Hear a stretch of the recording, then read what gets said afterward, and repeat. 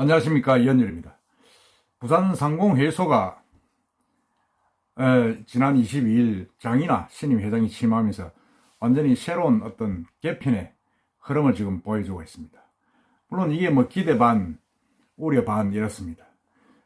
대대적으로 조직 개편을 나서면서 또 이직 쇄신을 하면서 뭔가 좀 다른 모습을 좀 보여주는 그런 움직임을 강하게 지금 보여주고 있습니다.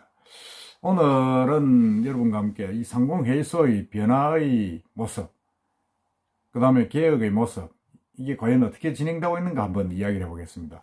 장인하 회장은 이제 개혁을 하겠다, 그리고 화합을 하겠다, 이 두 개의 화두를 끌고 이제 회장 취임사에서 취임의 일성을 이야기했습니다. 이야기를 하면서 기존의 틀을 완전히 바꾸겠다, 그리고 조직 개편을 완전히 하겠다, 뭐 지금 이렇게 지금 이야기를 하고 있습니다. 실제로 지금 보면 그간에 상공회의소를 끌어왔던 회장은 물론이고 부회장, 사무처장들이 지금 다 바뀌었습니다. 지금 사무처장은 이병권 사무처장, 그 허용도 회장 할 때 같이 들어왔던 분인데 이분이 이제 그만뒀고, 그 뒤에 박종민 이제 사무처장이 새롭게 이제 임명이 됐습니다.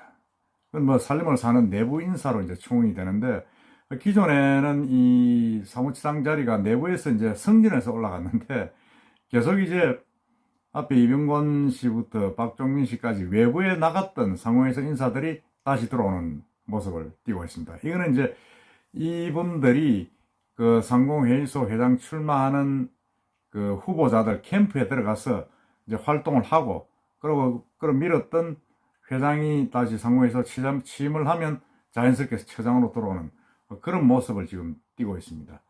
그전에는 내부 인사가 누가 뭐 회장이 오든 간에 내부에서 이제 이렇게 승진이 됐었는데, 이번은 두 번째 계속 외부 인사들이, 상공회의소를 떠난 인사들이 캠프에서 활동하다가 다시 들어왔습니다. 이게 뭐 좋은 건지 나쁜 건지 모르겠습니다만, 어쨌든 두 분이나 계속 지금 퇴직한 이만 인사들이 지금 내부로 진입을 했는데, 박종민 사무처장도 뭐 2015년 3월에 상공회의소 이사로 있다가 정년 퇴직을 한 뒤에 다시 복귀했습니다. 물론 박 처장은 장인하 회장하고는 아주 사이가 아주 각별한 걸로 아직 알고 있습니다. 동일철강, 장인하 회장의 그 동일청에서 사회 이사를 지냈고, 또 캠프에서도 상당한 역할을 한 것으로 알려지고 있습니다. 그래서 어떤 면에서 보면 장인하 회장을 보필하는 사무처장으로서는 뭐 적격이라는 생각이 나오고, 또 어쩔 수 없지 않느냐 하는 그런 이야기도 나옵니다만, 일부에서는 이제 그 캠프에서 지원한 일부 상위 인사들이, 그러니까 외부에서 지원했을 수도 있고 상공에서 내부에 이제 국과장들이 지원했을 수도 있겠죠. 이 사람들이 이런 그동안의 업무 실적하고 별개로 어떤 정치적인 어떤 그런 문제로 주요 보직을 차지할 경우에 내부 갈등 요소로 떠올 수 있다, 뭐 이렇게 지금 우려를 하고 있습니다. 제가 봐도 좀 그런 부분이 있습니다. 이게 상공회의소가 완전히 이제 정치판이 돼버리면 좀 곤란하지 않느냐 하는 그런 우려가 되는데, 지금 그 안에 몇몇은 현직에 있으면서도 그 캠프에서 일을 열심히 했죠. 열심히 한 분이 있고, 그래서 그분들은 또 뭐 그만큼 역량을 또 역량이라기보다는 대가를 좀 받으려 할 수 있겠죠. 할 수 있지만은 어쨌든 간에 그렇습니다. 그리고 이제 상금 부회장도, 이갑준 상금 부회장도 이제 그만뒀습니다. 세장 선거 끝난 18일 날짜를 떠났는데, 이분은 이제 5년 7개월간 오래 했죠. 그 6년 가까이 조성재 회장 때부터 해서 계속 재임을 했습니다. 그래서 이분은 부산시 공무원 출신입니다. 국장 공무원 출신인데 상금 부회장 계속 이제 맡아왔었죠. 맡아왔는데 아주 그 부산시 상공업계 이런 관기관과 핵심 연결 고리를 하면서 아주 원만하게 잘 좀 일을 쳐내왔습니다. 그런 평을 받고 있죠. 받고 있는데, 지금 이제 제일 관심 모으는 게 상근 부회장을 누가 맡느냐.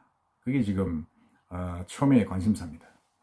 장인하 회장은 이제 상금 부회장을 공모를 하겠다. 뭐 이렇게 지금 선언을 했습니다. 하지만은 상금 부회장은 역대에 보면 상공회의소 상금 부회장은 부산시 공무원 출신, 그러니까 부시장급도 있었고 기획실장급도 있었고 또 빠르면 국장 출신들이 쭉 맡아와가지고 이런 부산시와 협의를 통해서 상당히 우호적인 관계, 중간다리 역할을 하는 그런 역할을 했습니다. 그러니까 이게 이제 상당히 시와 상공인과의 사이의 어떤 민원도 해결하고 상당히 어떤 그런 가교 역할을 하면서 쭉 해온 게 사실은 오래된 전통이고 또 당연히 그렇게 이야기를 하고 있고 생각을 하고 있었죠. 사무처장은 상공회의소 인사들이 하지만은 상금 부회장은 부산시 공무원들이 고위 공무원들이 맡는 자리다, 이렇게 좀 인식이 되어 왔습니다. 되어 왔는데 지난 22일 취임 기자회견에서 상금 부회장은 공모 절차를 거쳐서 부회장들을 중심으로 한 위원회를 꾸려서 최종 선정하겠다, 이렇게 밝혔습니다. 이게 이제 부산시의 공문을 더 이상 받지 않겠다고 이야기할 수도 있습니다. 그리고 어떤 면에서는 자기 그 캠프에서 활동했던 사람이나 아니면 그 반대쪽에 있는 사람일 수도 있겠죠. 을 어느 정도 안고 가겠다 하는 그런 어떤 이야기가 있습니다. 그 장 회장 취임 일성에서 상공계가 선거를 치르면서 격렬하게 경쟁한 만큼 상공계 화합을 이끌 인물에게 상금 부회장을 맡기겠다, 뭐 이렇게 이야기했습니다. 그러나 이게 상공에서도 그런 일부에서는 그런 이야기를 합니다. 장 회장 선거 캠프에서 핵심 역할을 한 인물을 중심으로 이미 내정되어 있는 것이 아닌가. 심지어는 정치권 인사가 들어올 수도 있다, 뭐 이렇게 이야기를 하고 있습니다. 그 배경을 한번 보면 그렇습니다. 이게 지금 장인하 회장은 어쨌든 간에 지금 이 민주당 쪽 집권 여당 쪽 인물들의 어떤 지지를 세력의 지지를 받아서 지금 회장이 당선이 됐고 그 인맥들도 보면 상당히 부산시, 지금 현직에 있는 부산시의 어떤 관계 기관들, 산하단체의 지지를 많이 받았고, 그러고 역대 회장 중에서는 강병중 회장, 신정택 회장의 어떤 지지를 많이 받아서 이제 된 분입니다. 됐고, 어떻게 보면 이게 또 지금 민주당의 어떤 색깔을 많이 가진 그런 회장이라고 볼 수 있습니다. 그렇기 때문에 이게 아마 조금은 지금 부산시장 보궐선거가 치러지고 있는데 박영준 국민의힘 후보가 지금 유력하죠. 거의 유력하다고 지금 되어 있고, 어떤 면에서는 한 보름 남은 선거 뒤에는 박영준 후보가 부산시장으로 될 가능성이 상당 한 80% 이상이라고 저는 봅니다. 그랬을 경우에 이게 뭐 통상적으로 하는 것 같으면 부산시 공무원들의 인사가 끝나고 난 뒤에 거기서 한 자리를 부산상공회의소 부회장 자리로 보내야 되는데, 아마 장인하 회장은 뭐 그런 게 싫었겠죠. 국민의힘 인사가, 국민의힘 시장이 임명하는, 보내는 사람이 상공회의소 부회장으로 오는 것은 좀 싫었을 수도 있습니다. 좀 껄끄럽다고 봐야죠. 그래서 아마 공모 절차를 거치겠다, 이렇게 이야기를 하면서 그 부산시장 선거가 끝나고 체제가 갖춰지기 전에 바로 상공회의소 상금 부회장 자리를 이렇게 임명을 하겠다, 뭐 이런 보관인 것 아니냐, 그런 생각이 듭니다. 그랬을 경우에 이제 예를 들어서 상공회의소 부회장 자리를 부산시의 몫이었는데 그게 상공계나 정치권 인사가 맡을 경우가 크다고 저는 봅니다. 뭐 특정인을 금명할 수는 없지만 곧 드러날 겁니다. 맡을 경우 향후 부산시와 부산상위 관계가 아주 껄끄러질 가능성이 큽니다. 그럴 경우에 뭐 이게 어떤 면에서는 부산시하고 상공회의소가 아주 손발을 잘 맞아서 뭔가 해야 되는데, 정치적으로 지금 대립하는 관계가 되는 묘한 그런 수도 생기겠다. 상공회의소는 조금 민주당 쪽 색깔이 강하고 시장은 또 국민의힘이다 그러면 이게 제대로 되겠습니까 지금? 그래서 물론 이제 장 회장은 대협력 보좌관을 자리를 만들어서 부산시 등 관계기관과 협력에 맡기겠다 하고 있지만은, 그건 뭐 대협력 보좌관 해봐야 급수가 얼마나 되겠습니까? 이건 뭐 영향력이 상금 부회장의 어떤 절반도 안 된다고 볼 수 있습니다. 그래서 이런 여러 가지 부분들이 상당히 좀 장이나 회장이 이야기하는 개혁, 그리고 화합, 그 어떤 화두에 과연 어떻게 맞을 것인가, 과연 부산상공회의소도 결국 정치 바람에 휩싸여서 좀 흔들리는 거 아니냐 하는 그런 우려가 지금 계속 나오고 있습니다. 그리고 이제 직원 정원 문제도 외부 인사를 좀 더 넣어가지고 직원을 정원했다 하는데, 그러면 그 전문적인 어떤 그 인사의 공채 과정을 거쳐서 그 들어왔을 때 뭔가 내부 인사하고 외부 인사의 어떤 마찰, 위계 질서 문제 이런 것도 좀 있을 수가 있습니다.